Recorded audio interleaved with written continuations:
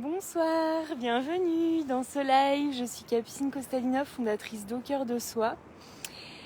Et ce soir, j'ai envie de vous parler de connaissance de soi, de prise de conscience et de vous dire comment, pour moi, c'est la base d'une évolution, d'une transformation. Voilà, mais avant de vous parler de ce sujet, j'avais envie de répondre en fait à certaines d'entre vous parce que j'ai reçu des messages privés de beaucoup de monde qui me disent mais t'es où? Qu'est-ce que tu fais? Voilà, et je me rends compte que je vous en ai pas forcément, enfin en tout cas je l'ai peut-être pas mentionné. Donc je suis à l'île de Ré. Je suis à l'île de Ré. J'ai toute ma famille paternelle qui vit ici à l'année. L'île de Ré, c'est souvent connu comme un endroit touristique et moi j'adore venir ici quand il n'y a personne, comme en ce moment. Et voilà, je vous montre, je viens d'assister comme depuis 3 soirs au coucher de soleil. C'est juste sublime. Il y a plein d'oiseaux, je ne sais pas si vous les voyez. Des bernaches. Je fais la maligne, je dis des bernaches comme si... Mais en fait, je le sais que depuis hier. J'ai demandé à ma cousine parce que je l'avais hier au téléphone. Et de ce côté-là, on a la lune. Voilà. Je vous montre ça parce que... Voilà, je trouve que c'est hyper serein, hyper chouette comme environnement. Et là-bas, tout au bout, on a le phare. Le phare des baleines. C'est juste trop joli. Je vois qu'il y a des cœurs qui arrivent alors que Facebook m'indique pas qu'il y a des personnes en live, donc c'est chouette. Bienvenue. Bienvenue à toi, bienvenue à vous dans ce live. Et ce soir, j'ai envie de vous parler de ça. Alors, voilà, j'ai envie de vous dire que je vous parle souvent des faits, des femmes qui évoluent ensemble vers leur souveraineté. Et ce que je réalise là, parce que ici le temps est un peu au ralenti par rapport à ma vie, à ma vie habituelle. Et, et je me rends compte, voilà, que je conscientise des domaines ou des fonctionnements sur lesquels j'ai envie d'évoluer ou de continuer à évoluer. Et voilà, j'avais envie de vous partager que la base pour ça, c'est vraiment de prendre conscience en fait de comment on fonctionne, de s'observer, d'avoir l'honnêteté de s'observer fonctionner, de regarder comment on fonctionne, je dirais avec le plus de sincérité possible et finalement après de décider si c'est un fonctionnement qui nous va ou si c'est un fonctionnement qui nous va pas, ou en tout cas de voir si c'est un fonctionnement qui nourrit nos valeurs, ce qu'on a envie d'être, ce qu'on a envie de manifester, de représenter, ou si c'est si aussi à des moments on peut décider que oui, ça a fait partie de nous pendant un temps, mais qu'aujourd'hui c'est plus ok, et voilà. Et du coup j'avais envie de vous partager des moments de ma vie où j'ai vraiment activé cette prise de conscience de façon hyper intentionnelle.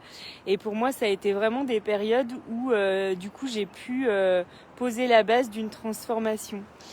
Il y a eu un premier moment, et c'est encore en lien avec ce triangle de Karpman que j'adore et qui est un outil, je trouve, hyper passionnant pour observer nos fonctionnements individuels et en ce moment pour observer aussi le fonctionnement sociétal. Ça, ce triangle victime bourreau sauveur, vraiment, je trouve que c'est un outil hyper simple et hyper intéressant pour mettre de la conscience sur les fonctionnements, sur les relations, sur finalement aussi les manipulations inconscientes qu'on peut agir et qu'on peut subir, même si j'aime pas trop ce mot. En tout cas, pour moi, on a toujours la possibilité d'en sortir. Mais pour ça, encore faut-il repérer quand on y est. Et donc, moi, il y a une période où j'ai vraiment observé de façon très intentionnelle et à chaque millimètre à quel moment je pouvais être dans une posture de victime, dans une posture de bourreau ou dans une posture de sauveur, parce que voilà, j'avais vraiment cette intention de sortir au maximum de ce triangle de Karpman, de rentrer au maximum dans mon pouvoir personnel, qui est pour moi le triangle vertueux par opposition à ce triangle plutôt dramatique, plutôt vicieux, plutôt pathologique. Et donc pour en sortir, j'ai observé voilà chaque millimètre de ma vie, à chaque pensée que je pouvais avoir, qui pouvait me faire que j'étais dans cette posture, dans cette énergie, soit de victime, soit de bourreau, soit de sauveur. Et c'est vraiment en observant ça que j'ai pu en tout cas... Waouh! Je sais pas si vous voyez le vol, c'est juste trop beau. Ou peut-être vous l'entendez. Oh, j'adore cet endroit. On est venu parce que il y a les contraintes sanitaires, on va dire, faisaient qu'on devait rester isolé. Lucie a eu le Covid. Maintenant c'est Steph. On sait pas trop quand les enfants vont pouvoir reprendre l'école, et en fait on n'avait pas envie d'être chez nous à subir les contraintes, les tests et machin. On a dit on prend le large et on verra ce qui se passe. Donc voilà, pour moi c'est cette période de ma vie où j'ai vraiment mis de la conscience là-dessus. En tout cas, j'ai fait un grand gap dans mon pouvoir personnel. Je l'ai fait aussi à un moment par rapport au jugement. Je vous en avais déjà parlé dans un live, il me semble, où j'avais décidé que j'avais plus envie d'être dans une posture de jugement. C'était aussi un moment où je prenais vraiment conscience que j'attirais à moi ce que je vibrais, ce que j'étais, et voilà, et notamment par rapport aux réseaux sociaux, je m'étais dit j'ai pas envie d'attirer des personnes qui me jugent.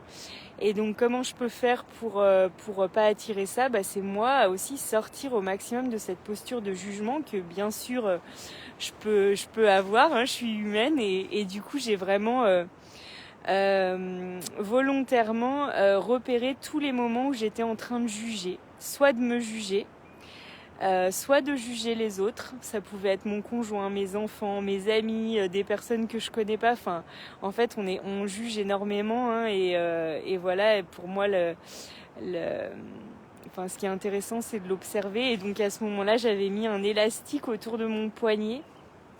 Et à chaque fois que je jugeais, je claquais le petit élastique là comme un rappel en fait de cette intention de sortir de ces jugements. Et je crois que ça m'a vraiment permis de repérer en fait un fonctionnement dont j'avais pas tellement conscience, et vraiment d'évoluer sur ce point-là.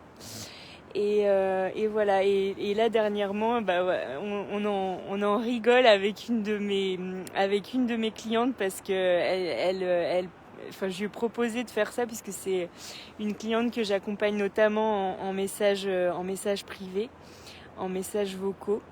C'est-à-dire on a un fil téléphonique commun à travers l'application Telegram, et elle peut me laisser 24 heures sur 24 des messages par rapport à ce qu'elle vit, par rapport à ses prises de conscience, par rapport à des questions, des choses des situations sur lesquelles elle souhaite avoir mon regard, et du coup moi je lui pose des décisions pour vraiment qu'elle puisse connecter avec sa vérité intérieure et faire les choix qui sont les plus alignés avec qui elle est.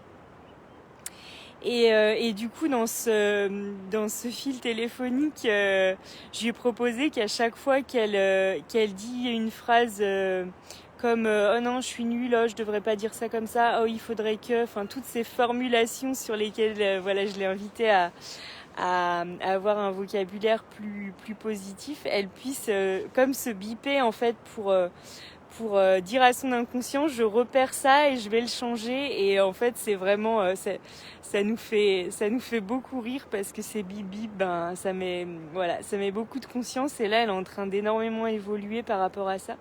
Donc ça peut être des choses qui semblent très simples, mais des fois, l'évolution, la transformation, c'est pas compliqué en fait. Donc voilà, pour moi c'est vraiment une pépite que je vous livre là.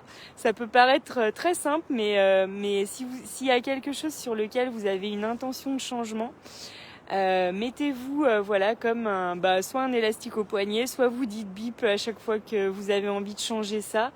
Ça peut être des questions de vocabulaire, ça peut être comme je vous disais tout à l'heure par rapport à ça peut être sur plein de choses et voilà. Je vous en parle aussi parce que moi j'ai repéré des choses sur lesquelles j'ai encore envie d'évoluer, bien sûr, toujours.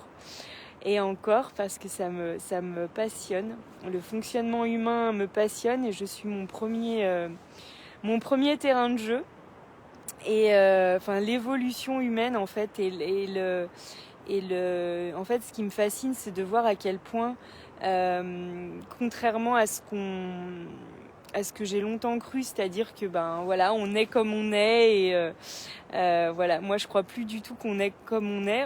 On a une essence, bien sûr, on a un joyau intérieur, on a une pépite intérieure qui est unique et ça oui, mais par contre tout ce qui nous limite et tout ce qui nous conditionne, ça c'est clair qu'on peut s'en libérer et voilà. Donc moi voilà, ça me passionne, ça me fascine. C'est pour ça aussi que je me suis formée à l'hypnose humaniste, que je me forme à l'astrologie alchimique et que j'utilise ces outils pour vous permettre de vous connecter à votre essence. Vous connecter à votre lumière intérieure, vous connecter à votre âme finalement. Mais vraiment à aucun moment pour vous c'est pour à aucun moment pour se servir de ça comme des excuses pour dire voilà j'ai vécu ça, je suis comme ci, je suis comme ça c'est pas ok pour moi. Et si si vous avez envie d'évoluer avec moi, vous savez que ce sera que j'aurai toujours ce discours de tout est possible. Batterie. Je vois que j'ai plus de batterie, donc je vais arrêter ce live avant que ça coupe et que du coup je puisse pas le publier. Voilà, je vous partage les magnifiques couleurs du coucher de soleil. C'est juste trop beau. Et la lune. Et je vous embrasse